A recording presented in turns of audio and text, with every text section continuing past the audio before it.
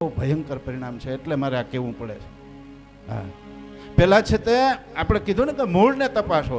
પેલા વરવધુ બે પરણી અને પછી વડીલોને પગે લાગતા, એટલે એને ખબર પડતી કે અમારા વડીલો આવા છે, એના વડીલોમાં સંસ્કાર આવા છે. પછી દેવગોત્રને પગે લાગવા જતા, એટલે દેવ અમારા આવા છે, અમારું ગોત્ર આ છે. અને પછી શૂરવીરને પગે લાગવા જતા, એટલે એને ખબર પડતી કે અમારા કુટુંબમાં આવા શૂરવીર થઈ ગયા છે, ધર્મ માટે ખપી ગયા છે, બેન દીકરીની ઇજ્જત માટે ખપી ગયા છે, ગાયો માટે ખપી ગયા છે.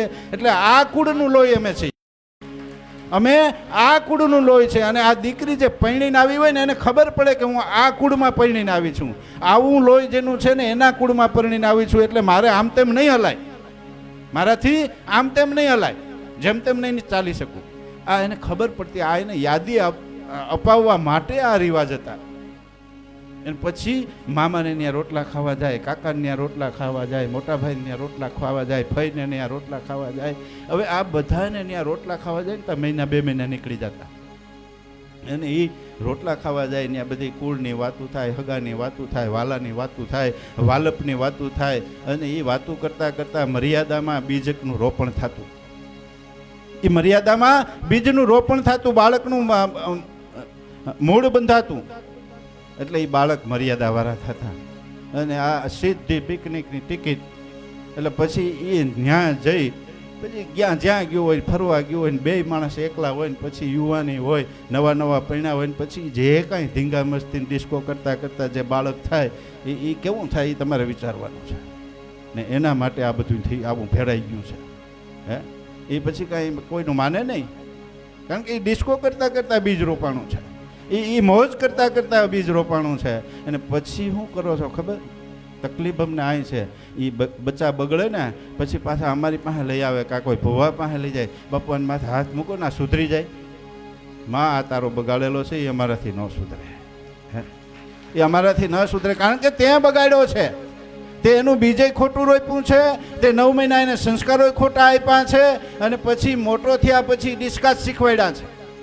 ઘણી જગ્યાએ અમે બેહવા જઈએ ને, એટલે આ માતાઓ કહે, બાપુ અમારા દીકરાને બહુ ડિસ્કો આવડે છે ભાઈ, બહુ ડિસ્કો આવડે. કે પછી ટીવી ચાલુ કરે, એમાં હિન્દી ગીત લગાડે, પછી કે બેઠા નાચતો ડિસ્કો કરતો બાપુને બતાવે. હું તો હળવેકથી કહી દઉં, અટાણે ડિસ્કો કરાવે, મોટી થાય ને પછી એ તને ડિસ્કો કરાવશે, પછી તારું માનશે જ નહીં, પછી તારા પગ ધ્રુજશે કે આ ક્યાંથી આમ થયો. પણ માં તારો ખોળો બગડ્યો છે. હે, આજ ભારતીય નારીનો, ભારતીય સન્નારીનો, ભારતીય માનો ખોળો બગડી ગયો છે. એટલે આ સમાજ બગડી ગયો છે, સમાજ બગડતો જાય છે, સમાજમાં ભ્રષ્ટાચાર. અને પછી સંતો અને સજ્જનો ચિંતા કરે છે કે આ સમાજ ક્યાં જઈને રોકા હે. ભલા આપણે કઈ વડીલોની આ બધી પ્રથાઓ, કુરિવાજો ખોટા હતા, આ પરંપરા ખોટી હતી, આ નાચમાં જ પરણાય એવું ખોટું હતું, ગમે ત્યાં ગમે એમ કરાય. આપણે અત્યારે આવા વિચારો કરીએ છીએ, ઓલું બધું ખોટું લાગે છે. પણ એ જે કાંઈ છે ને એ આધ્યાત્મિક સાયન્સ છે. ત્યારે ભીષ્મ જેવા પાક્યા હતા, અત્યારે કાં ન પાકે? કારણ કે એ આધ્યાત્મિક સાયન્સ છે, ગર્ભ સાયન્સ છે. ને મેં બહુ સંશોધન એમાં કર્યું છે કે માનો ખોળો એટલે શું, માને ખોળેથી શું મળી શકે. પણ આ ગમે એમ હાલવું છે, ગમે ન્યા પીણવું છે, ગમે એને ન્યા આનંદ કરવો છે.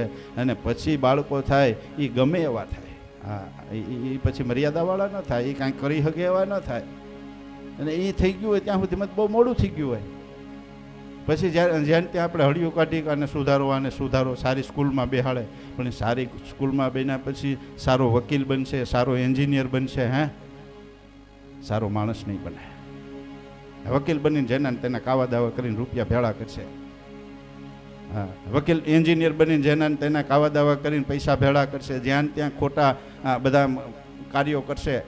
પણ એક સજ્જન માણસ નહીં બને. સજ્જન માણસ માના પેટમાં જ મોટો થાય છે. સજ્જન જન્મે છે, સજ્જન કાંઈ સ્કૂલ કોલેજમાં નથી બનતો. સજ્જન માના પેટમાં જન્મે છે, માના પેટમાં મોટો થાય. એ કોલેજ છે ને એ બહુ વિશાળ કોલેજ છે, એની ખબર પડવી જોઈએ આ માતાઓને. આ સમાજને એની ખબર પડવી જોઈએ. આપણા રિવાજોને છોડો નહીં. હવે સાયન્સ, હવે વિદેશોવાળા પણ સંશોધન કરીને કહે છે કે ગોત્ર બરાબર હતું, સગોત્ર જ આમ થવાય, આમ જ લગ્ન કરાય. હવે એ બધા કરે છે. એ આપણા યોગની પાછળ પીડા છે ને આપણે એની સંસ્કૃતિની પાછળ પીડા છે. આપણે નૈરું નાચવું જ ગમે છે, એટલે આપણે ક્લબોને બહુ પ્રાધાન્ય આપ્યું છે. નૈરું નાચવું ગમે છે. આપણે આનંદ જ કરવો છે. આ જીવનની ગંભીરતાની આપણે ખબર જ નથી. ભલા માણસ પૈસો મળ્યો છે એનો દુરુપયોગ કરીએ છીએ, પૈસાનો સદુપયોગ નથી કરતા. સ્વતંત્રતા મળી છે એનો દુરુપયોગ કરીએ છીએ.